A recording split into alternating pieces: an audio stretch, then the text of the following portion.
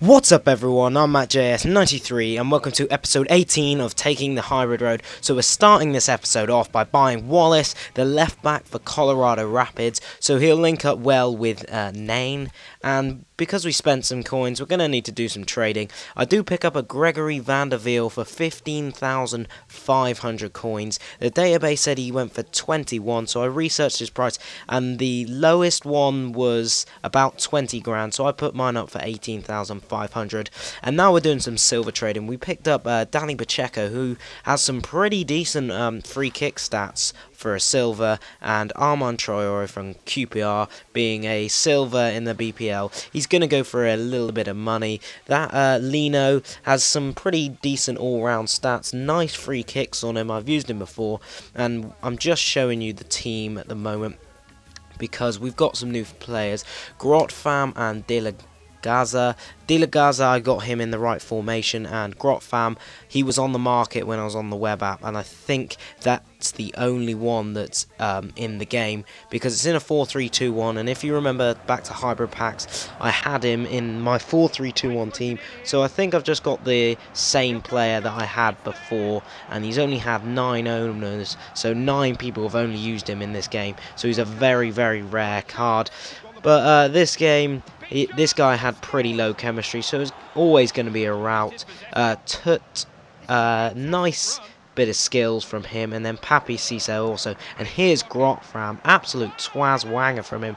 It did take a massive deflection, but still, that's a pretty nice goal from a bronze right back who doesn't have decent shooting on him.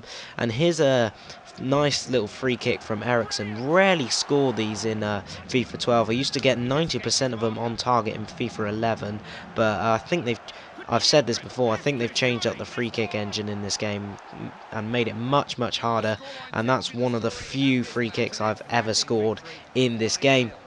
So that first game does finish 5-0 to us. We do keep a clean sheet. Pretty decent performance, 1,000 coins, and we go off and see that some of our players have sold.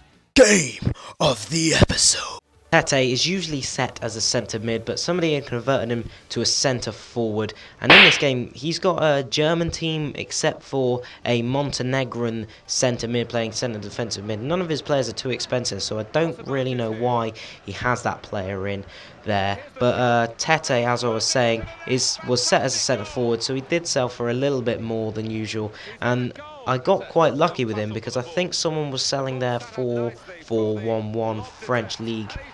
One side, silver obviously, and you can get quite lucky with them. I did once see someone selling the exact same team in the exact same formation, and there was that Abubakar he had put up for 150 start, and I was bidding on him, got in a bidding war, but tried to rush it and unfortunately removed him from my watch list, and he goes for about 3 grand, and I think someone picked him up for just over £1,000, so he got a pretty nice deal. And Kanji there with his 4-star skills, beautiful rainbow flick. I can get them perfectly timed the majority of the time, but then sometimes he'll just kick it backwards, and here this guy just absolutely wipes out Kanji, and a bit of a way moment there.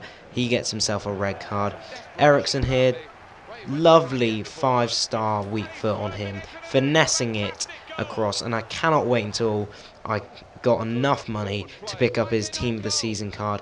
Kanji once again does the rainbow flick. I did actually try and dink that back across because the angle was a bit acute, and ended up hitting the bar and going straight to Cisse, which I wasn't too unhappy about. That kind of worked out in the end. It looked quite nice as well, bouncing off the crossbar and going to my player, and that's how this game will finish. 8-0. He did get a red card, as you saw, and we keep another clean sheet, and we get another game with over 1,000 coins. So I was going into this next game trying to really get over 1,000 coins and keep the clean sheet going, and we come up against pretty much a Borussia Dortmund team with Jerome Boateng at the back. He's got the transferred Royce and Inform, I cannot remember what that guy's name is, and Inform Lewandowski is the CDM. I cannot remember the name, but I'm sure someone will put in the comments who it is. I'm going to go out and say it's Gundogan, but I'm not sure. But, oh well, doesn't matter. So we do get a penalty, and we make it 2-0. Pretty lucky from Fabio Quagliarella there. Hits the keeper's legs and goes in. And then we get a second penalty. I do like to give the penalty to the player who was fouled. So the first one was Quagliarella. This one was Varela. And he puts it away much more cleaner. And look at this. Mbia, after the corner, goes through. That's a striker's finish from our centre-back, and you can obviously tell that I'm using the rotation squad, well, the main squad for this, because you'll see in a minute that Christian Eriksen is injured. And that is the end of the episode, ladies and gentlemen. So if you did enjoy the content, please do give it a like, subscribe for more, follow me on Twitter, obviously comment. I've been MattJS93, thanks for viewing.